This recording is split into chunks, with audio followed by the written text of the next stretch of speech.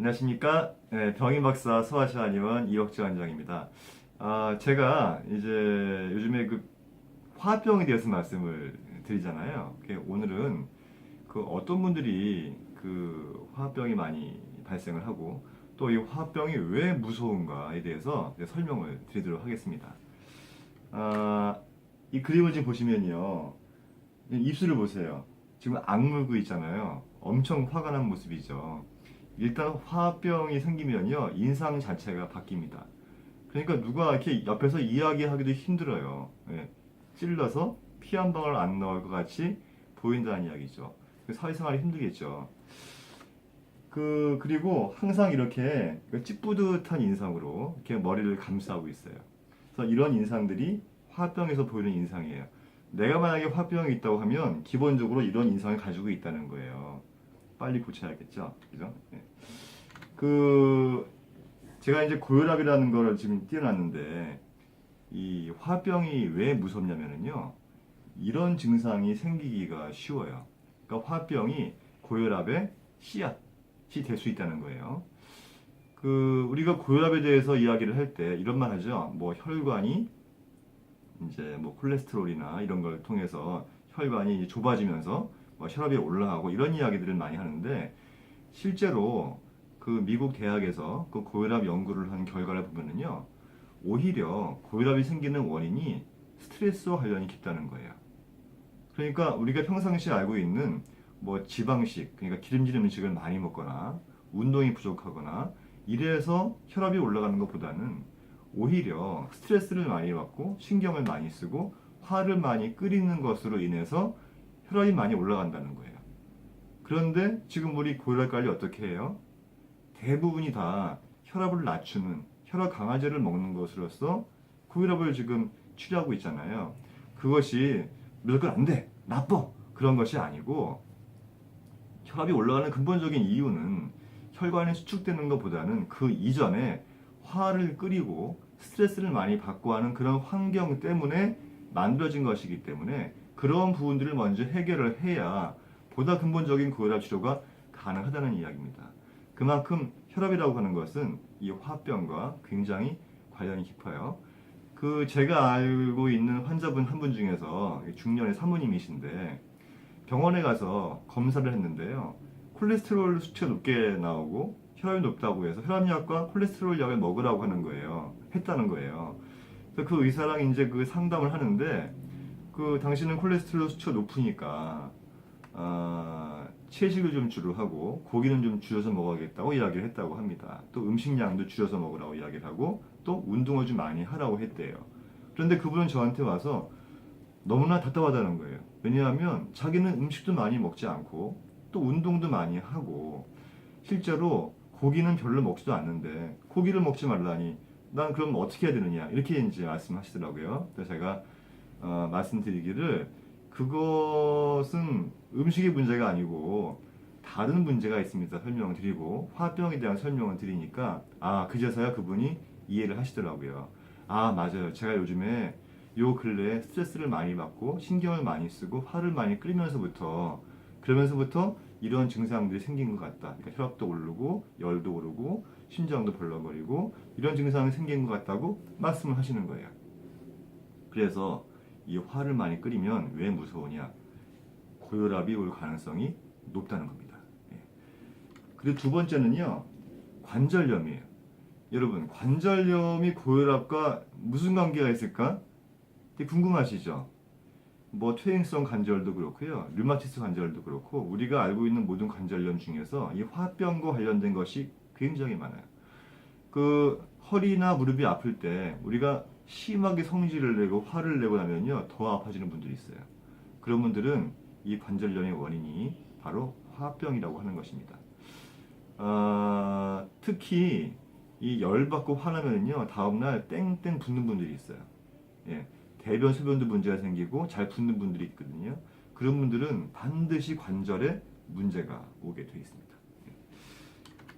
그리고 심장병하고요. 이 중풍이 있는데 심장병, 중풍 뭐 관련이 되어 있어요? 고혈압과 관련되어 있잖아요. 혈압이 높으신 분들이 중풍도 올 수 있고 또 혈압이 높으신 분들이 혈관의 압력을 많이 받기 때문에 심장병도 올 가능성이 있겠죠, 그죠? 그래서 같은 이야기가 되는 거죠. 당뇨병. 이 당뇨병도 사실은 이 당뇨병은 뭐 췌장에서 인슐린 분비가 안 되고 간에서 글리카곤 뭐 이런 이야기 하는데 사실은 한의학적인 시각으로 볼 때는요, 당뇨병도 화병이에요. 어떻게 증명할 수 있느냐? 당뇨가 오신 분들이 있죠. 평상시에는 멀쩡하다가 갑자기 진단 받았는데 아무 생각 없이 검사했는데 당뇨 진단이 나왔어요. 이런 분들 대부분 보면은요, 그 전에 지속적으로 스트레스를 많이 받고 화를 많이 끓이신 분들이 많아요. 실제로 화를 많이 끓이고 화병이 있으면은 우리 몸에 내분비 계통에 문제가 발생을 합니다. 그러면서 당뇨뿐만이 아니고 뭐 역시 적어놓지는 않았지만은 갑상선뿐만 아니고 당뇨 이런 이 내분비와 관련된 질환들이 많이 발생하기가 쉬워요. 이것이 화병에서 발생하는 거예요. 화병을 치료해야 갑상선 항진, 당뇨병 이런 게 좋아질 수 있다는 겁니다. 그러니까 화병이 얼마나 무서워요, 그죠? 그리고 치매, 예, 이게 이제 마지막 종지부죠. 여러분들 치매 되게 겁나지 않습니까? 기억을 잃어버리는 거 아니에요, 그죠? 가족과 함께 살아왔던 모든 기억들을 자꾸 잃어버리고 이거 되게 무서운 병이잖아요. 그런데 이것이 화병과 관련이 깊은 거예요. 치매가 오는 분들 대부분 보면은요, 이 화병을 오래 앓다가 우울증이나 공황장애나 이런 신경증을 또 오래 앓다가 불면증을 오래 앓다가 이러면서 치매로 가는 경우가 굉장히 많습니다. 그래서 치매를 예방하고 싶다면 화병이 있을 때 이것을 빨리 해결을 해야 돼요. 잘 아시고 이 화병에 대한 경각심을 좀 가졌으면 좋겠다, 이런 생각에서 제가 이런 말씀을 드리는 거예요. 그러면 이제 이 미리 말씀을 드리고 이걸 띄워야 되는데 좀 먼저 띄웠네요. 그러면 이 화병이 이제 발생했을 때 그 화병이 만들어지는 가장 큰 인자가 뭘까? 인자가 뭘까?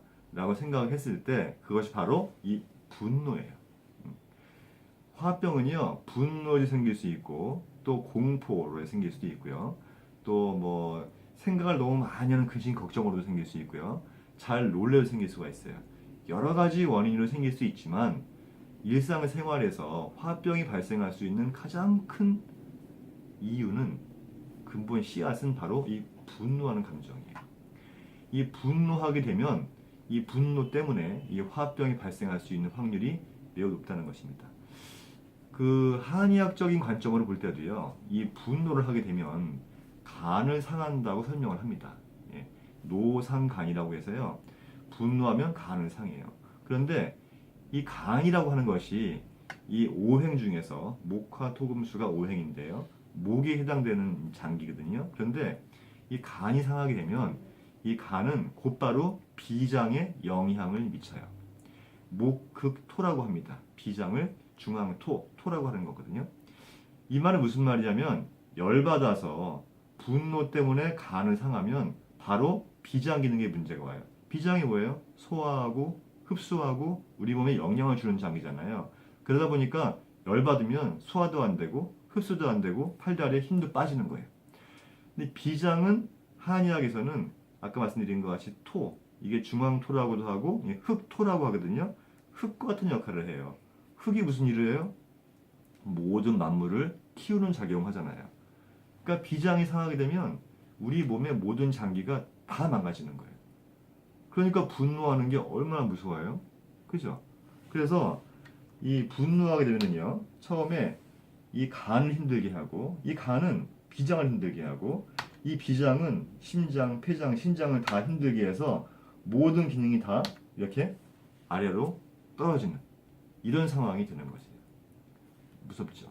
그래서 우리가 이 화병을 다스리려면 제일 첫 번째, 분노에서 오는 것을 어떻게 다스릴 수 있을까에 대한 고려를 가장 먼저 해야 한다는 것입니다.